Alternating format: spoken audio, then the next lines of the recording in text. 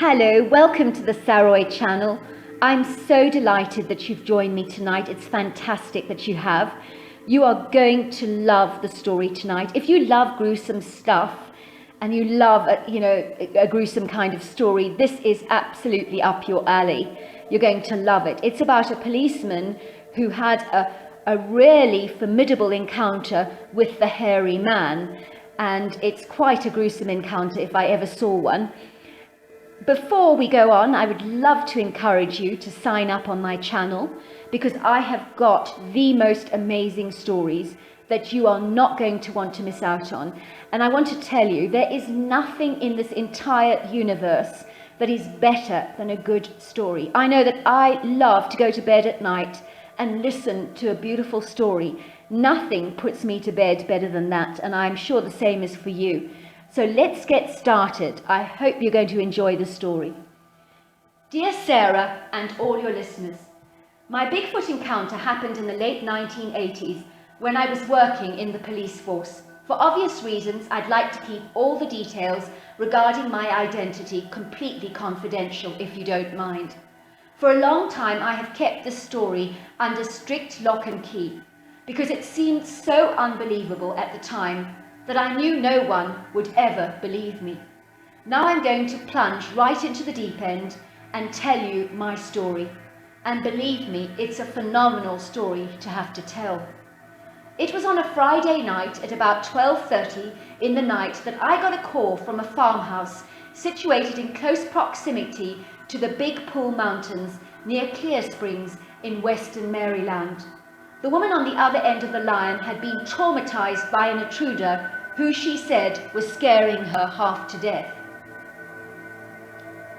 When I arrived at the property, the woman and her husband, both wearing dressing gowns and slippers and clutching hunting rifles very tightly, came running towards me, looking at me with desperately frightened faces that were drained of all their color. They were both utterly terrified and convinced that something was trying to kill them. The woman explained that she had heard the most terrifying banging sounds all around her property. It was like nothing I have ever heard before, she said, and even Frank here, she said, referring to her husband, he has never been frightened of anything in his entire life, but he was too frightened to go outside to investigate, despite the fact that he's armed. She continued, we could see this large black mass gliding across the lawn that surrounds our property. And he was massive. He was like a bear. But it wasn't a bear.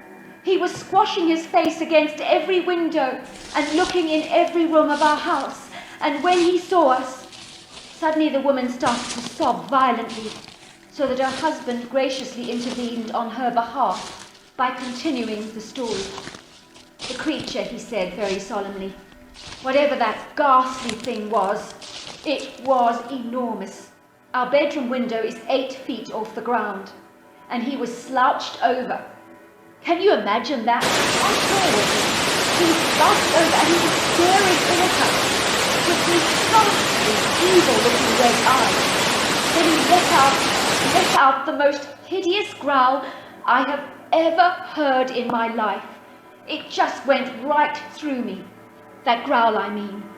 It was the most god-awful sound you could ever imagine, officer. It was just ghastly. Calm down, I said. Is it possible that any kids could be playing tricks on you? You know what kids are like. Absolutely not, said the husband, sounding very annoyed. Do you know of any kid that is well over 8 foot tall, officer? No, I can't say I do. Are you going to tell him, or should I, said the wife, looking at her husband with a deathly white face, growing whiter by the minute. The husband looked uncomfortable and shifted awkwardly on one foot to another, almost as if he had reservations about telling me something. Then he said, well, this hideous creature, whatever he was, he held a human head in his arms, and he placed it close to our window to scare us half to death. It was like he was toying with us, and he was saying, you'll be next on the chopping block, if you know what I mean. As a police officer, the story sounded utterly preposterous to me, so much so that I found it impossible to believe. It seemed totally implausible that any of this had happened. "I have to ask you, sir," I said, "have you and your wife been drinking or taking any narcotics of any kind?" The husband was furious by my suggestion. "Officer, my wife and I are teetotal. We have not touched a drop of the stuff in years. And as for medication and stuff like that, we don't take any of that." "I'm sorry, sir. I just had to ask." I then told them to go back to the house and I would investigate the area around their property. "Officer," urged the man, "you really need to call for backup. I strongly suggest you do, because I'm not exaggerating about what my wife and I saw. That thing out there is dangerous and life-threatening. He has already decapitated a human. We saw the head and it was real." I decided to be safe and call for backup. "Steve," I said, "I've been speaking to this elderly couple here at the farmhouse who believe they're being terrorized by a creature that's walking around with a human head." I could hear Steve cracking up on the other end of the phone. "Buddy, that's good," he said. "You had me going for a moment. That's a good one." "I know it sounds crazy," I said, "but that is what they're telling me, and they're very serious about it." "Buddy, those people must be smoking something, or their medication has some serious hallucinatory side effects," he said. But in a resigned voice he said, "I'll be there in a moment. See you just now." Once Steve arrived, we immediately walked around the property several times, and finally we were convinced that there was absolutely nothing there, and the elderly couple were worrying about nothing. It must have been their imagination, I thought. Then suddenly we got a whiff of the foulest stench that smelt worse than a decaying human corpse. "Smell that god-awful stench," I remarked. Steve nodded, looking very somber. "There's something here," he said. "I feel it in my gut. Something here is watching us." I nodded. I had had the same feeling too. I had felt eyes on me as well, but I looked around and could not see anything. Then we suddenly heard the loudest guttural growl that was so terrifying that a lion's growl would literally seem like a docile pussycat by comparison. That's how horrendous that growl was. "What the heck is that?" said Steve, raising up his rifle and firing some warning shots in the air. Suddenly we saw this gargantuan, shadowy, dark form making a hasty retreat into the forest, and it literally glided past at such a high speed with the fluidity of a cheetah. "What in God's name is that?" asked Steve, as we ran after the creature with a terrifying fear overwhelming us. As police officers, we were used to harrowing life and death situations, but this was off the charts. There's no way that anyone could feel more terror as Steve and I did in those moments. Steve put in a call for the emergency backup as we were approaching a dangerous perpetrator in the woods, and we gave them the exact details of our location. "We need you here now," we said. "This is very serious. There is a very dangerous predator in the woods. Call for backup immediately." As we entered the forest, we could hear this creature breaking down huge tree branches that a human would need a saw to get down. But this thing, whatever it was, made light work of anything he ravaged. The forest looked like an untidy timber factory, as tree branches were scattered haphazardly all over the place, creating all kinds of chaotic-looking barriers all over the forest.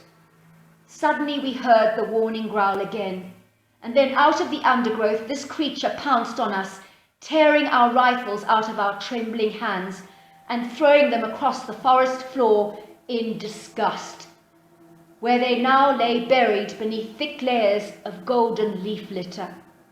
For a moment all was still, as this gargantuan form studied us with blazing red eyes filled with savage hatred, and then one of his long hairy hands, he was bouncing a human head like a golf ball, as if tormenting us. I could tell by his expression that he liked to terrorize his prey before devouring it, and I wondered after the ordeal whether adrenaline in the meat made it taste more delicious for him. Somehow I thought it did. All I understood was that this thing, I know for certain, belonged in the very fires of hell itself. Anywhere else was way too good for him. I could see that Steve had shat his pants in sheer anguish and terror, and I, on the other hand, stood there frozen in time like a marble statue that could not move a muscle, because the agonizing terror had completely incapacitated me. The creature that stood before us was so surreal, he almost seemed supernatural, yet this thing was as real as you and I. It was 12 foot tall, bipedal, with a chest that was about 10 feet across, and he was covered with the filthiest mop-like hair that was long, matted, straggly, and ugly. His huge face was shaped like a bullet head, and he looked like a monstrous humanoid great ape. The creature then suddenly lunged towards Steve, and in one quick yank pulled off Steve's foot as if it was nothing. And then he waved it in the air with delight, teasing us with a venomous smile that showed off a set of almost perfect, large, white, human-like teeth. Suddenly, things seemed to happen very quickly. Sirens could be heard along, with car doors being slammed and hurried footsteps running into the forest. The creature turned, snarled at us, let out one final thunderous roar, and then he threw the human head in my face, where the blood splattered all over my body. And then he threw the foot at Steve, and just vanished before us, almost like a ghost. It was all over in seconds.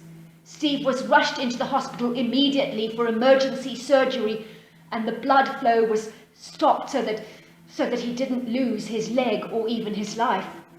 But sadly, they never managed to save his foot. He now has a prosthetic right now, reassured him he would not give him any food. Says the only suffering he experiences is the haunting memories of the most terrifying day of his entire life that he will never, ever forget. We did try to make sense of what this creature was, and we are in agreement that this horrendous beast was indeed a Sasquatch or a Bigfoot.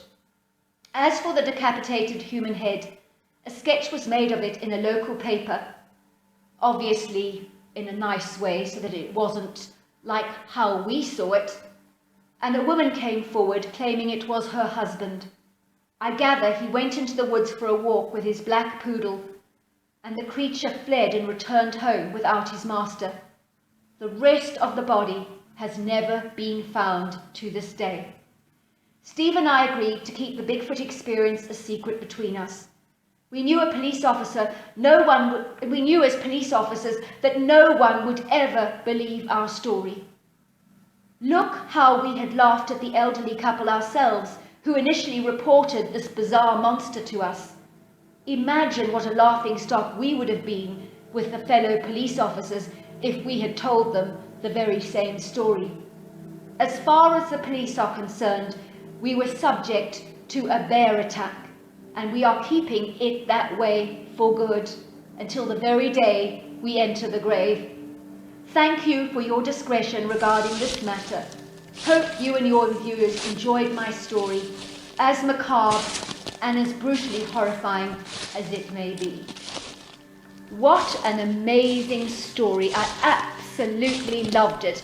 And we're getting lots of fantastic stories like that coming in. So you do need to subscribe to the channel because you're not going to miss out on any of that, are you? Until next time, good night and goodbye.